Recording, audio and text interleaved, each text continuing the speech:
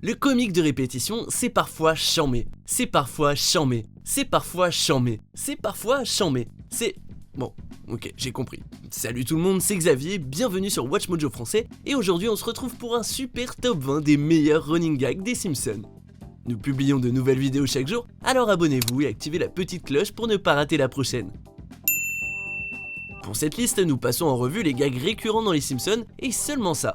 Il n'y aura pas de répliques one-shot, même si elles sont mémorables. Oh my god, he's enjoying it! Numéro 20, espèce de petit... Ah, tous les spectateurs savent ce qui se passe quand Homer dit ces trois petits mots.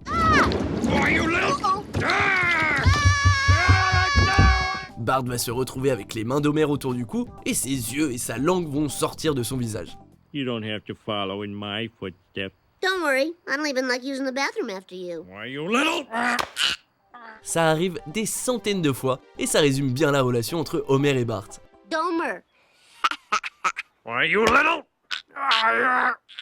On peut compter sur Homer pour se faire avoir par Bart qui cherche à le vénère, et sur Bart pour titiller Homer, peu importe le prix à payer. I haven't had to strangle that smooth since I was 4. Numéro 19, l'histoire changeante de Homer et Marge. Plus une série télévisée est longue, plus il y a d'opportunités d'étoffer les histoires des personnages, et c'est le cas avec Homer et Marge. Et plus on a de flashbacks des débuts de leur relation, plus on a de différences. Dearly beloved, we are gathered here in the sight of God and His casino to join Homer? and Marge in holy matrimony. Beautiful. Les changements viennent souvent des dates, comme dans l'épisode où ils se rencontrent en 1974 et celui où ils se marient en 1980. Well. Look who's come crawling back to work for your old man. Mais le plus grand changement vient de la chronologie mise à jour jusqu'aux années 90, dans l'épisode bien nommé Les années 90. Une chronologie qui a ensuite été complètement oubliée. Numéro 18, Maggie et la violence. Si elle a l'air comme ça d'un innocent petit bébé tout mignon tout plein, à plusieurs occasions, Maggie a révélé qu'elle était plutôt violente en fait. Et je parle pas de la façon menaçante dont elle regarde le bébé rival à un sourcil, mais de la vraie violence.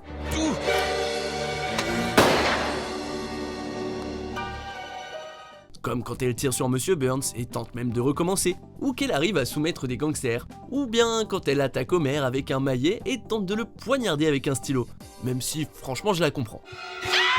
No, Maggie, bad baby.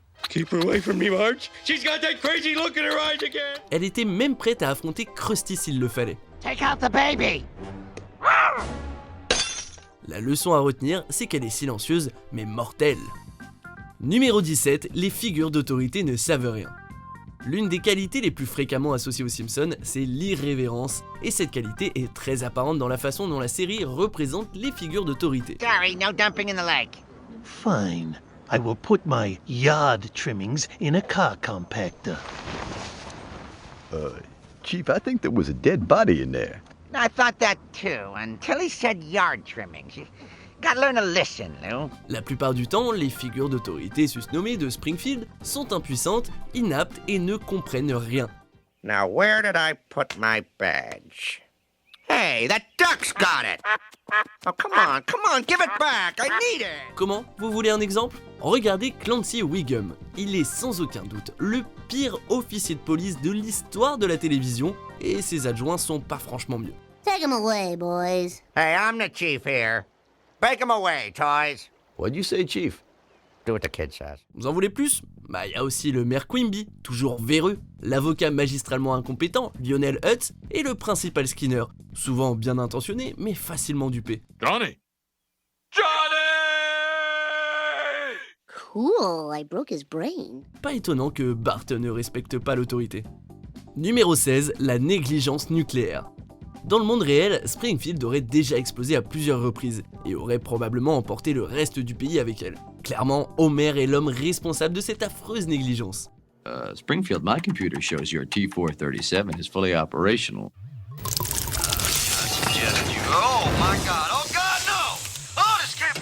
Il est censé être inspecteur de la sécurité, mais il n'a absolument aucune idée de ce qu'il doit faire. Et il est trop paresseux et incompétent pour le faire, même s'il savait. Oh! A 513. I'll handle it.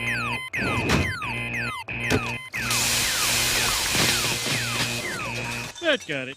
Et s'ils ne sont pas au niveau d'Homer, savoir que le reste de l'équipe est comme Lenny et Carl n'inspire pas tellement confiance. That's the man who's in charge of our safety. It boggles the mind. It's best not to think about it. Numéro 15, le générique des Simpsons Horror Show. L'épisode annuel d'Halloween est devenu l'un des chouchous des fans, et les spectateurs ont toujours hâte de voir les situations étranges dans lesquelles les personnages seront placés. C'est l'occasion de laisser l'équipe créative faire parler son imagination, notamment lors des séquences de générique de début et de fin.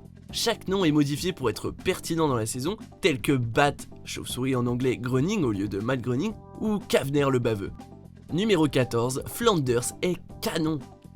La plupart des hommes de Springfield ont des corps qu'on peut décrire comme flasques, pour être gentil. Puis il y a celui de Ned. Comme on l'a vu à plusieurs occasions, Flanders a clairement passé du temps à pousser de la fonte à la salle, et ça lui va plutôt pas mal. That suit's a little revealing, isn't it? Well, it allows for maximum mobility. Feels like I'm wearing nothing at all. Il a aussi été suggéré qu'il avait des bijoux de famille assortis, mais cela ne nous regarde pas. Oh, yeah, that's it, baby. That's the money shot. The camera loves you. Oh, you tease you. La situation est encore plus drôle à cause du fait que le personnage est modeste et hésite souvent à se mettre en avant. L'un des rares personnages des Simpsons à avoir une raison d'être orgueilleux préfère se montrer humble. Oh, I would date Ned in a second if I was a woman or gay. He looks like a cuddler, that Ned. I like that. I like to be held. I like to be pampered. Numéro 13, ce qu'il y a dans l'œil de Lenny. Pauvre Lenny, il n'a pas beaucoup de temps d'écran, et le peu de temps auquel il a droit, c'est souvent pour un running gag où l'on voit des objets bizarres se retrouver coincés dans son œil. Ow, my eye! I'm not supposed to get pudding in it. Bon d'accord, c'est parfois inoffensif. Un peu de shampoing dans les yeux, bah, ça va, c'est pas grave. Hey, thanks. Ow, my eye! Ow, ow, ow, ow. Mais parfois, c'est plus sérieux. Des déchets, du pudding, des pièces de puzzle. Ow, my eye! I'm not supposed to get jigs in it. Un ressort.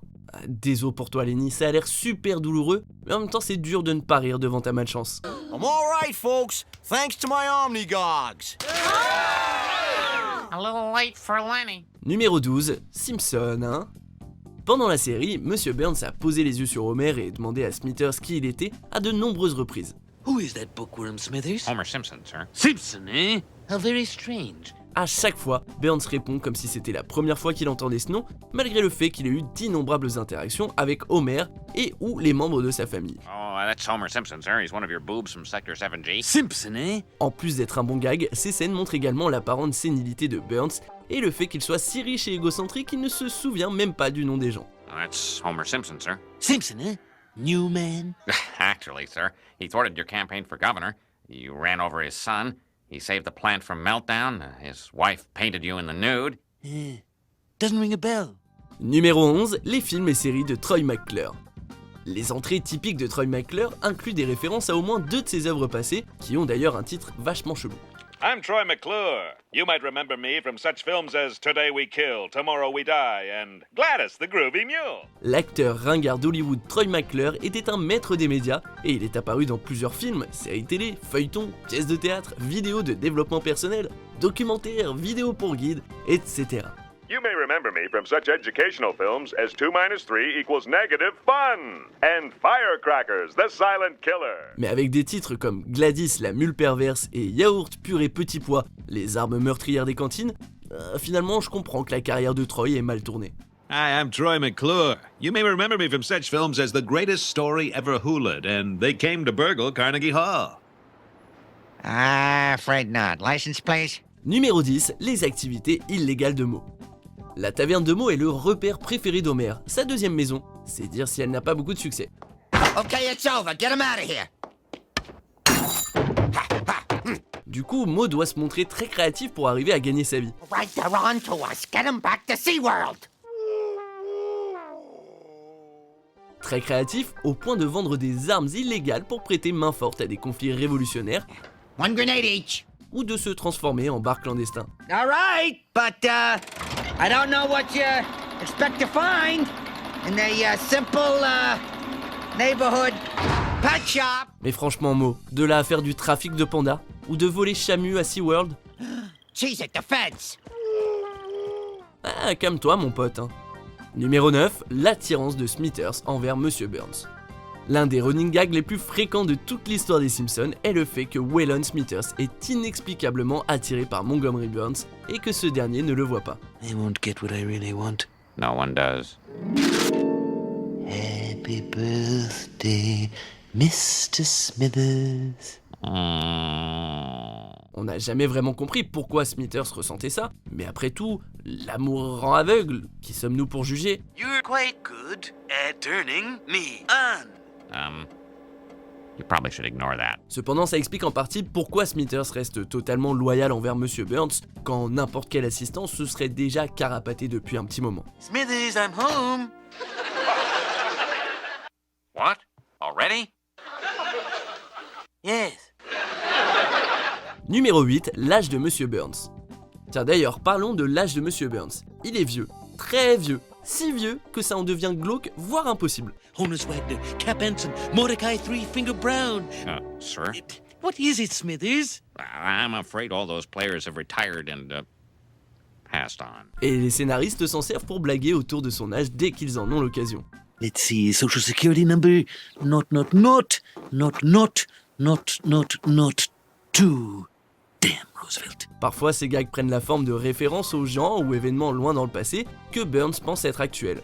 What's this strange sensation in my chest? I think your heart's beating again. Oh, that takes me back. D'autres fois, ce sont des rappels de son vieil âge, surtout au niveau de son état physique. No, try this arm. I saw some blood in there the other day. Quoi qu'il en soit, ces gags sont excellents. Mr. Burns, I'm afraid you are the sickest man in the United States. You have everything. Numéro 7, Hans Moleman meurt tout le temps. Ce personnage ressemble un peu à une vieille cacahuète ratatinée et il obtient à peu près autant de respect. Les scénaristes ont fait en sorte que Hans meure plusieurs fois pendant la série.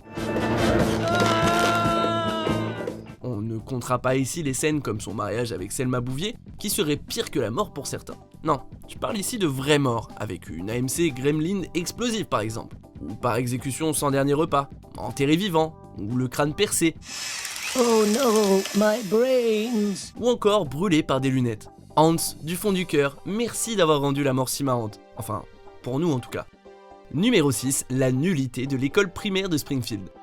Le personnel de l'école n'est pas explicitement horrible, mais il se fiche de tout. Et cette attitude se voit dans chaque événement de l'école. Water it down some more. My God, man!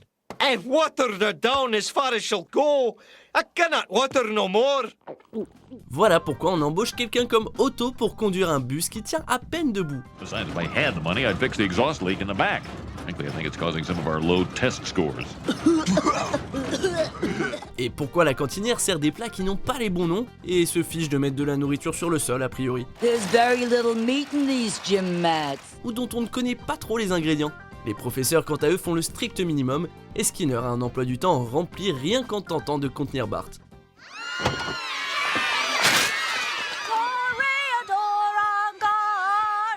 Franchement, est-ce que vous comprenez pas un petit peu mieux pourquoi Lisa et Martin sont les deux seuls bons élèves de l'école primaire? Numéro 5, les gags du panneau.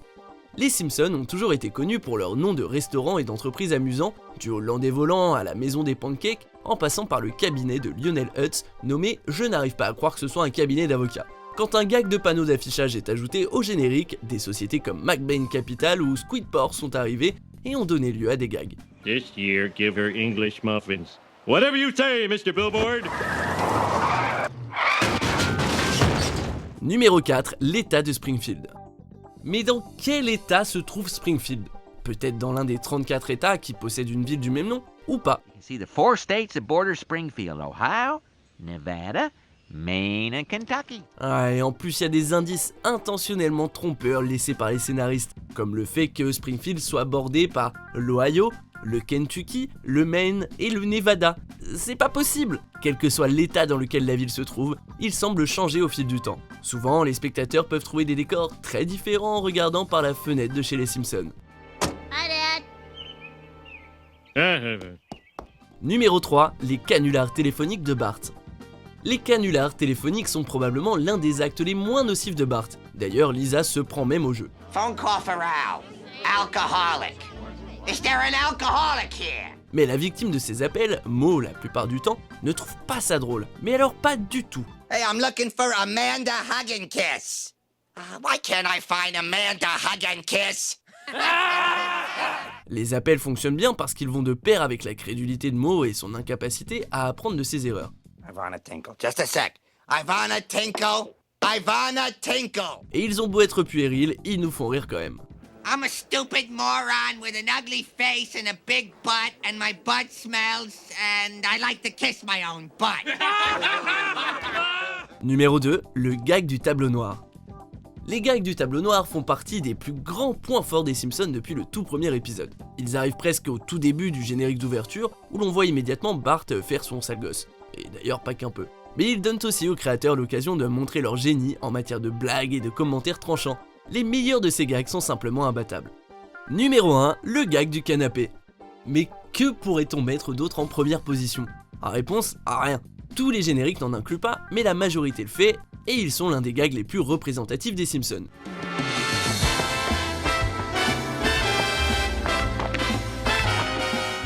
Ils sont plutôt doux au départ et rendent juste le générique plus intéressant, mais au fil des ans, ils se sont bardés de variations élaborées ainsi que de références à d'autres programmes télévisuels ou symboles de la pop culture. Mais qui aurait cru qu'on pourrait autant s'amuser en voyant des gens s'asseoir sur un canapé?